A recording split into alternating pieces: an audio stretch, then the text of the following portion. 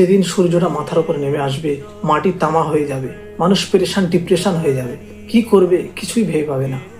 সেই দিন আল্লাহ রাব্বুল ইজ্জত 7 শ্রেণীর মানুষকে তার আরশের ছায়ায় স্থান দান করবেন। তার মধ্যে 1 নম্বর হলো ন্যায়পরায়ণ বাদশাহ, যে ইনসাফের সাথে দেশকে পরিচালনা করবে। 2 নম্বর ওই যুবক যে তার যৌবনকাল ইবাদতে কাটিয়েছিল। 3 নম্বর ওই ব্যক্তি যে আল্লাহ পাকের জন্য সম্পর্ক স্থাপন করে ও আল্লাহ পাকের জন্য ভেঙে দেয়। 4 নম্বর ওই যুবক যে কোনো সুন্দরী নারীর প্রলোভনে পড়েছিল এবং সেখান থেকে সে সরে বলেছিল যে আমি আল্লাহকে ভয় করি।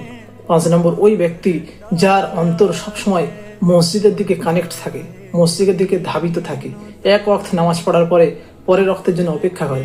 6 নম্বর ওই ব্যক্তি যার ডান হাত সদকা করে কিন্তু বাম হাত বুঝতে পারে না।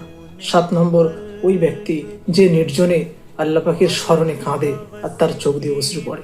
এই 7 শ্রেণীর মানুষকে আল্লাহ ওই পেরেশানির দিনে আল্লাহ পাক আরশের তলায় ছায়া দান করবেন। এর মধ্যে আপনি কোনটা আছেন কমেন্টে জানান।